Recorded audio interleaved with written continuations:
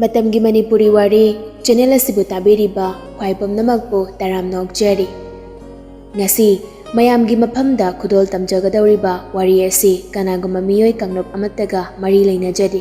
Wari asida yawriba mafam miyoi phije chakcha chatnabi pomnamak ayembige wakhalna sagalage jabani.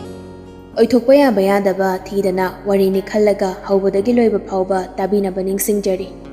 Marakta asay aran yawrabaso mayamna ngakpiyo. 21st Centurygi Machaibemma kauba ayimbi Paningi tangkagnaiba wari asi amuk taminarasi leijari ahanba saruk. Shahargi ninkhongba maraktagi kharana thairap leiriba achoba mathol ahumgi building duda yumdugi nakan nakanda leiriba apik apikba lambisingda latli cheliba gari ki horn makholdugi marakduda yumdugi kamada mama machagi ahoba khonjalna langnaribaduna hena mayak singna magummaningli bredena mama this thoiba chatpa yaroiko hojik matam phate haiwani ne nangba aidi chalani next Monday da mama na permission pidraso I'll go thoiba nang Manipur ki condition je khangliba natro ban blockade da krik inaduna leiba maphamduda kari ge duk chatningli no mafam sidagi gari heli khanduna aduk chaninglino Breden mamalin thoine ngangliba wadu makaya taningludi magi oiba magi apa mama to phungdoragli. It's my birthplace mama ban blockade akoi makoi gi demand phangnaba tawjawai wan masidaina Manipur da chatpaga related oidi mama hawjik aikoina leiriba mafam sidaso miyam gi demand matik chana phangdrabadi government ke against the thabak torpa tabani aina yaroi haibasune khara illu thoiba angang machagum ningai tawganu ne nangbo nang angang natre aidi chalani no one can stop me thoiba don't be like this mama bu sawan ganu ko mama try to understand me ai bu mama na sawan ganu please thoiba ai bu wayam nang anghan gadawri ko nang na mama na so ai bu wayam nang anghali Mama majani do amana hande amana tade nakanda leptuna taramba elina mamaga mabungana launari baduge marak thalakle as yare no enima babala ngangnaro kainu khangde machana hari badu tade brede haifam thokpa magom haigada budu hairakli ai kem khangde ko ai pek taw ne haisini jet kaina makhong thang bahaurak pada linthoina makut phara e linthoi so wangkhalamba khondo khara tap thaduna Thoiba nathanda chatpa yaroi nang na yadrabani na next year da mama hoi gapuna chalase Breden mama na pai mama khutu kan thoi ngasai makai sauri leiramba do hena asangba masak ollatu na hairakle next year na kyam kuire noi nei bo next year da chasi na khamai se handak ti ai next year ga ngai roi it's been 15 years mama I know I give birth to chataba 15 years surabani tamcha adumai dong Mama da dumai sauna tamja Breden waro mamit engama lenthoi ding namlanga room du dai thokre lenthoi asangwa sakfamda sofa da fam tharanga bisomani du suktun hairakle Manipur na karino ba masina sugyamna chatning basibo 2 months kak suti phangbada koifam langfam na pikthana leiba New York City gi aduk chawkhatriba mafam aduda chatke haina ningai tawine Elina sutang senduna mama gi manak da pham tharai Mama tamcha se chacharasan 10 years elabani mana Manipur da chat ke harise so please don't stop him mama let him go it's just 2 months Ningthouja sor sang hondorak laga handak dine akoina thingna pasungam larai nabunga tomba sigi ningai nang khangli bana dro nang tamcha gomda tawbra ne ma de tawdabani ma dong tawrabadine ai so waroi dong ni Yare mama adina mangte yam khanjelano tamchana chatpagi kan harise tamchona permission pibaini tamchok so Manipur bayam nungsibani ado nang tamchodi thamoi da nungsibani nong da chatki haide dana akoi su nungsiribani iramdamni ado bu chawkhat padu gam na watpa haju phawa train chendriba mafam ni ne karama mafam da train chenda balai rigi metro train pik thalaba matam seda ado mama phama madagi kayam apha wakal puthora kadawrige As yare se mama to ase horen babala aga conclusion ta na ba Napadine, nang tamchagi ningai na ngamkrani. Hainabam ta yararoi.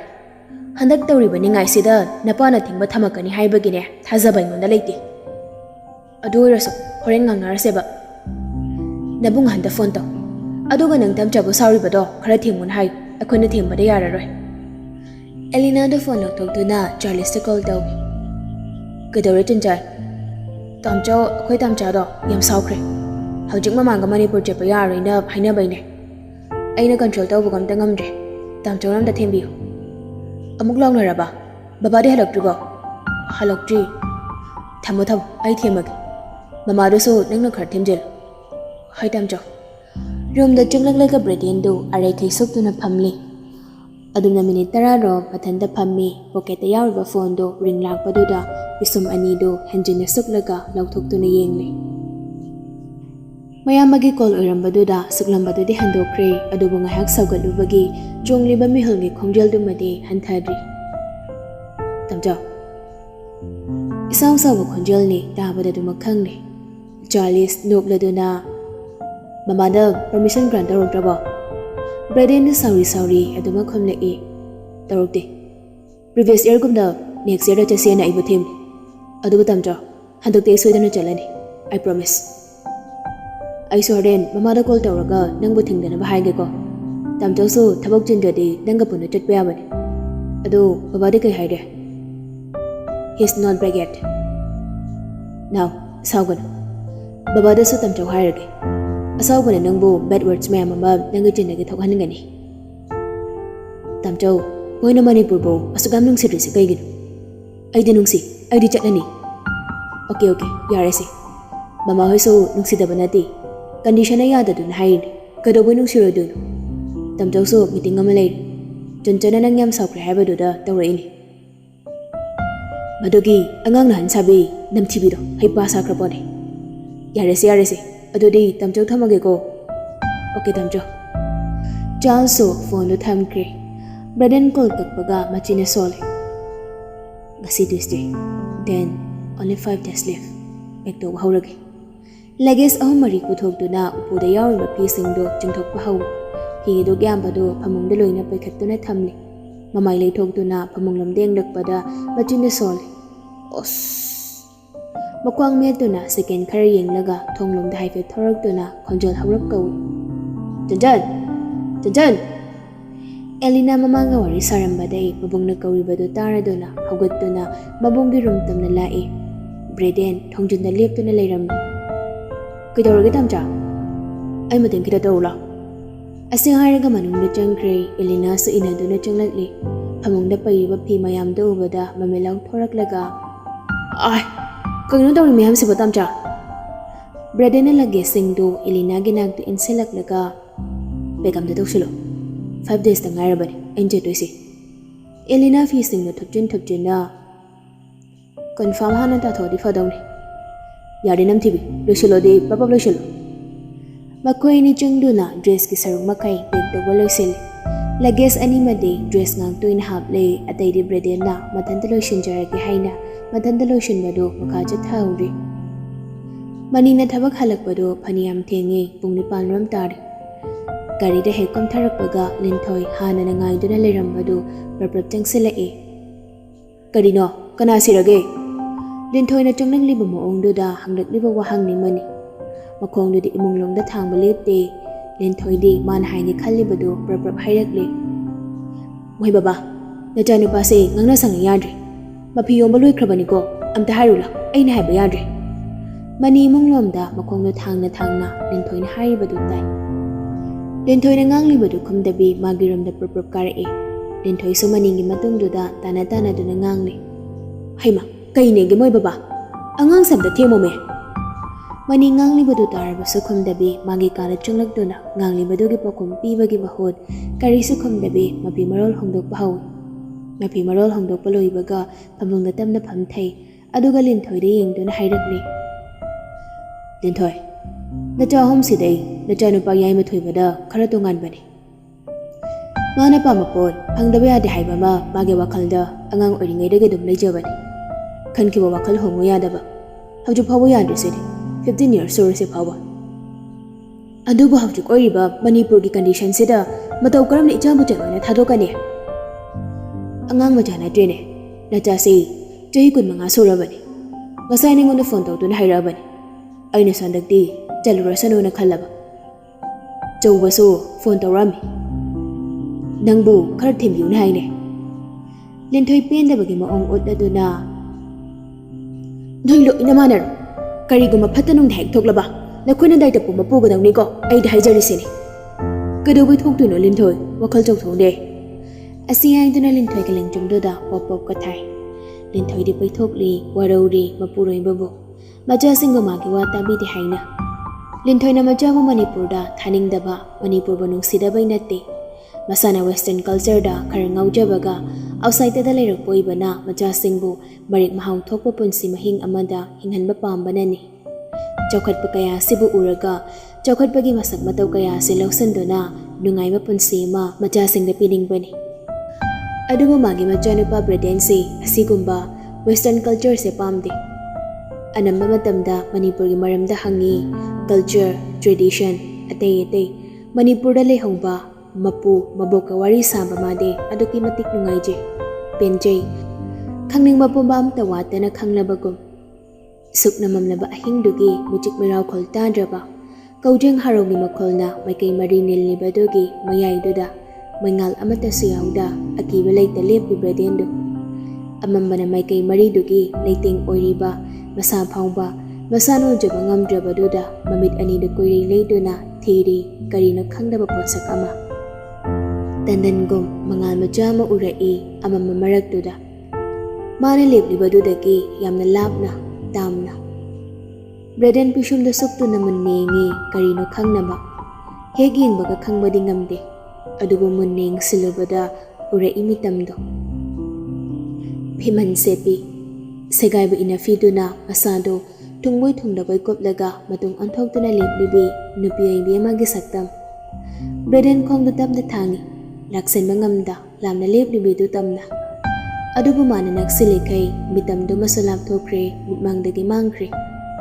ꯃꯈꯨꯠ ꯑꯅꯤꯅ ꯆꯠꯈꯤꯅꯨ ꯍꯥꯏꯅ ꯈꯥꯝꯖꯍꯧꯋꯤ, ꯑꯗꯨꯕꯨ ꯍꯟꯅꯦꯡꯕꯤꯔꯝꯗ ꯃꯤꯠꯃꯥꯡꯗꯒꯤ ꯃꯃꯤ ꯁꯥꯝꯈ꯭ꯔꯦ. ꯂꯦꯞꯂꯝꯃꯤ ꯍꯥꯏꯕꯒꯤ ꯃꯃꯤ ꯐꯥꯎꯕ ꯊꯝꯕꯤꯔꯝꯗ ꯌꯥꯝ ꯂꯥꯞꯅ, ꯇꯥꯝꯅ. ꯕ꯭ꯔꯦꯗꯦꯟ ꯋꯥꯍꯩ ꯑꯃꯠꯇꯁꯨ ꯍꯥꯏꯕ ꯉꯝꯖꯗ ꯃꯃꯥꯏꯗꯨ ꯀꯨꯏꯂꯩ ꯂꯩꯗꯨꯅ ꯃꯥꯡꯈ꯭ꯔꯕꯤꯗꯨꯕꯨ ꯌꯦꯡꯂꯗꯨꯅ ꯊꯤꯍꯧꯔꯤ.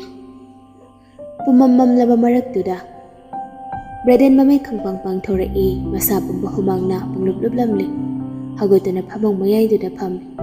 ꯁꯦꯀꯦꯟ ꯈꯔ ꯇꯨꯃꯤꯟ ꯃꯪꯗꯨꯅ ꯂꯩ. ꯑꯗꯨꯒ ꯃꯈꯨꯠ ꯈꯨꯕꯥꯛ ꯑꯅꯤꯗꯨꯅ ꯃꯃꯥꯏ ꯄꯨꯂꯞꯇꯨ ꯑꯃꯨꯛꯇꯪ ꯅꯥꯟꯊꯩ. ꯃꯆꯤꯟꯗꯒꯤ ꯁꯣꯔ ꯑꯁꯥꯡꯕ ꯑꯃ ꯀꯥꯝꯊꯣꯔꯛꯏ. ꯇꯨꯃꯤꯟ ꯉꯥꯏꯍꯥꯛ ꯂꯩꯔꯕ ꯃꯇꯨꯡ ꯃꯆꯤꯟꯗ ꯁꯣꯜꯂꯤ. ꯉꯁꯤꯁꯨ ꯑꯃꯨꯛ. ꯅꯥꯀꯟꯗ ꯂꯩꯔꯤꯕ ꯐꯣꯟꯗꯨ ꯂꯧꯗꯨꯅ ꯄꯨꯡ ꯌꯦꯡꯉꯤ. 2:30 ꯍꯦꯜꯂꯝꯂꯦ. ꯐꯣꯟꯗꯨ ꯑꯃꯨꯛ ꯃꯐꯝ ꯆꯥꯅ ꯊꯝꯈ꯭ꯔꯕ ꯃꯇꯨꯡ ꯁꯣꯜꯂꯛꯂꯤ. Only 2 days left. ꯑꯩ ꯃꯅꯤꯄꯨꯔꯗ ꯆꯠꯂꯅꯤ. ꯃꯔꯛ ꯃꯔꯛꯇ ꯑꯩꯒꯤ ꯅꯥꯛꯇ ꯃꯁꯛ ꯎꯠꯇꯅ ꯂꯥꯛꯇꯨꯅ ꯑꯩꯒꯤ ꯋꯥꯈꯜꯕꯨ ꯀꯩꯍꯧꯔꯤꯕꯁꯤꯗ ꯀꯅꯥꯕꯨ ꯑꯣꯏꯔꯤꯒꯕ? ꯑꯁꯥꯅꯤ, ꯃꯪꯂꯥꯟꯅꯤ ꯕ꯭ꯔꯦꯗꯦꯟꯒꯤ. ꯃꯅꯤꯄꯨꯔꯗ ꯑꯃꯨꯛꯇꯪ ꯆꯠꯄ ꯍꯥꯏꯕꯁꯤ ꯃꯥꯒꯤ ꯑꯁꯥꯅꯤ, ꯃꯥꯒꯤ ꯃꯪꯂꯥꯟꯅꯤ. ꯄꯣꯛꯄ ꯆꯍꯤ ꯐꯥꯗꯅ ꯃꯄꯥꯒ ꯃꯃꯥꯒꯅ ꯅ꯭ꯌꯨ ꯌꯣꯔꯛꯇ ꯄꯨꯗꯨꯅ ꯂꯥꯛꯈꯤꯕꯅꯤ, ꯃꯌꯥꯝꯕ ꯆꯥꯔꯜꯁꯀ ꯂꯣꯏꯅꯅ. ꯑꯦꯂꯤꯅꯥꯗꯤ ꯃꯐꯝꯁꯤꯗ ꯄꯣꯛꯄꯅꯤ. ꯃꯅꯤ ꯅ꯭ꯌꯨ ꯌꯣꯔꯛꯇ ꯕꯤꯖꯤꯅꯦꯁ ꯆꯥꯎꯅ ꯇꯧꯗꯨꯅ ꯂꯩꯕꯅꯤ. ꯃꯥꯅ ꯆꯍꯤ 10 ꯍꯥꯏꯔꯛꯄꯗ ꯑꯃꯨꯛꯇꯪꯗꯤ ꯆꯠꯂꯨꯔꯦ ꯃꯅꯤꯄꯨꯔꯗ. ꯑꯦꯂꯤꯅꯥꯗꯤ ꯌꯥꯝꯅ ꯑꯉꯥꯡ ꯑꯣꯏꯔꯤ, ꯃꯇꯝꯗꯣ ꯆꯍꯤ 3 ꯉꯥꯏꯔꯤꯕ ꯃꯇꯥꯡꯅꯤ. 10 days ꯈꯛ ꯂꯩꯔꯒ ꯑꯗꯨꯃꯛ ꯍꯜꯂꯛꯂꯦ ꯅ꯭ꯌꯨ ꯌꯣꯔꯛꯇ. ꯃꯕꯣꯛꯈꯣꯏꯒꯤ ꯃꯅꯥꯛꯇ ꯂꯩꯍꯧꯒꯦ ꯌꯥꯝ ꯀꯟꯅ ꯍꯥꯏꯖꯕꯅꯤ, ꯑꯗꯨꯕꯨ ꯌꯥꯈꯤꯗ꯭ꯔꯦ. ꯃꯃꯥꯒ ꯃꯄꯥꯒꯅ ꯈꯔ ꯂꯩꯔꯒ ꯑꯃꯨꯛ ꯂꯥꯛꯁꯦ ꯍꯥꯏꯅ ꯊꯦꯝꯗꯨꯅ ꯄꯨꯔꯛꯈꯤꯕꯅꯤ. ꯃꯅꯤꯄꯨꯔꯗꯒꯤ ꯍꯜꯂꯛꯂꯕ ꯆꯍꯤ 5ꯒꯤ ꯃꯇꯨꯡꯗꯒꯤꯅꯤ ꯃꯥꯅ ꯃꯅꯤꯄꯨꯔ ꯆꯠꯀꯦ ꯍꯥꯏꯅ ꯅꯤꯡꯉꯥꯏ ꯇꯧꯔꯛꯂꯤꯕ. ꯋꯦꯁꯇꯔꯟ ꯀꯜꯆꯔꯕꯨꯅ ꯍꯦꯟꯅ ꯄꯥꯝꯖꯕ ꯃꯃꯥꯒ ꯃꯄꯥꯒꯅ ꯑꯌꯥꯕ ꯄꯤꯗꯅ ꯂꯥꯛꯄꯅꯤ, ꯊꯦꯝꯗꯨꯅ. ꯑꯗꯨꯕꯨ ꯉꯁꯤꯗꯤ ꯆꯠꯀꯗꯧꯔꯦ ꯃꯥꯒꯤ ꯄꯣꯛꯅꯐꯝ ꯂꯝꯗꯝꯗꯨꯗ. ꯅꯤꯡꯉꯥꯏ ꯆꯥꯎꯕ ꯃꯆꯥꯕꯨ ꯊꯦꯝꯂꯨꯕ ꯈꯥꯝꯂꯨꯕ ꯉꯝꯗ꯭ꯔꯤ ꯃꯃꯥ ꯃꯄꯥ ꯑꯣꯏꯕ ꯑꯅꯤꯗꯨꯅ. ꯃꯅꯤꯗꯨ ꯆꯠꯆꯈ꯭ꯔꯁꯅꯨ, ꯃꯆꯥꯅ ꯑꯁꯨꯛ ꯆꯠꯅꯤꯡꯂꯕꯁꯤꯕꯨ ꯈꯜꯂꯗꯨꯅ ꯅꯦꯒꯦꯇꯤꯚ ꯑꯣꯏꯕ ꯋꯥ ꯑꯝꯇ ꯍꯥꯏꯗꯨꯅ ꯃꯆꯥꯒꯤ ꯋꯥꯈꯜꯗ ꯆꯩꯅꯥ ꯄꯤꯔꯨꯗ꯭ꯔꯦ. ꯆꯠꯅꯕ ꯂꯣꯏꯁꯤꯟꯕ ꯂꯣꯏꯈ꯭ꯔꯦ. ꯂꯤꯟꯊꯣꯏꯗꯤ ꯋꯥ ꯂꯥꯡ ꯏꯉꯥꯡ ꯉꯥꯡꯗꯦ. ꯋꯥꯔꯧꯔꯤꯕꯅꯤ ꯃꯆꯥꯕꯨ, ꯃꯥꯒꯤ ꯋꯥ ꯇꯥꯕꯤꯗꯦ ꯍꯥꯏꯅ. Braden di mamangi mataudu nokfe taudu ni yengje. Luggage ahumdo mapana ama, driver na ama, masana ma paijaduna garida puruktuna hamchil. Jalam deng hagduda mayamba Charlesda video call ga dauri. Hai, now, chataure ne. Noklaga hairakpani Charles na Braden su nokladuna komi. Chataure, tamchaugi aina halakpada kai leirauge. Charles wakhal khanbagi maongda second amanik leiraga Khamba thoibi natraga Manipurgi natural beauty gi oiba painting ama leiro. Okay. Kobeira thangatuna hairei nakandagi manina. Thengini hey. Nipa makhai ta gadaure. Nangido mapandani haidai. Flag nangdatana le jahuni ko. Braden du mayambada makut hairaduna. Baidam cho Manipuri obaga hairagi. Joan sumangag dunomla duna makut hairei. Ani duna phone thambaga Elina na Braden de yengduna machinu kitang paithoklaga hairei mabungda. Aigidi kaileroge gam thangdene. Braden du nokladuna machangi ngaksamda lengoladuna. Janjan nangidi tamjana khwaide phajabado khalaga loileradoi amtang leroi namthibi. Adai aina nahanwai haibado adu su thengneradi adum pura daungri. Elina Braden di yengaga sugali Ningthoi di wangang lakti tumin mana tagwi yamba yengsin bayamba du di yengsin Ningthoi Mani Elina madi driver galoina na Braden bu John F Kennedy International Airport fangwa thinbiragli Janglamda departure gate papayor padawaida Ningthoi di wangang lakli Ningthina chaluko Napu hoido airport ngairamgen haibani langphang dawdu na ngausinangano Ekoi sidaga adaga yam khetnabani mapan thokpada kanano magaloina duna chalo nathanta pangcha chakan dhyan tarabo Braden du nukmi maman hairi du tarambadai kitang masado pantharakduna mamangi khajai du da chuplaga nukmi tawdun hairakli Yes mama Jango yobuga pawpiro ko Hai baba janjan chalo khigi phajana leramugo Mani hoi shule hore Ningthoi di machana changkibadu yenglaga lona mapi taithokduna ka phawre Braden New York to New Delhi gi flight tongduna India da lagli 14 hours long flight tongduna lagpado chukthaba phawde pung 12 aduai duda Delhi airport ta thongi airport yobaga mabok to phone tawduna ma Delhi airport yorakli mabunga halam haina khangali Delhi da muk panthaduna 12 makai gi Manipur yogadava flight to tongduna Manipur mai kai panglakli lamsang lakpagi wabaga ngayak pitharure Braden do Makeup thorakpada kudang gari do thangatani yeng amaga minute kun manga chatlamle Braden thungnau dagi makhading tharai leichul marakta chimdon macha litkhatuna leiribado ubada nokfet tawrai adugu makeup phade ahuwa makholama tarai gari tawrabano khan tongliba passenger mayam da pakhatne crew member singduna seatbelt phajanduna oxygen mask opnaba announce tawrakli mayam do mahai hainba singdu tawi Braden ni mayam do lei duna yengli seatbelt do subhajande plane do sunekli mi kappa yawnari khara amana lai khuramnari khara mana konsina duna akiba do khangli kumayama oire mikup khara duda plane do nakanamada khangjep duna pai tharakli Braden do makhutchena pai haudabana nakana makok do khara kanlap yeksil makok do khara kana yeksin bana makhunna makok do pai duna china do khangi adugu hanjen ngakpangamda yeksin bagi china do ne pakhatpane Braden do kyan mangkri wakhal takhiji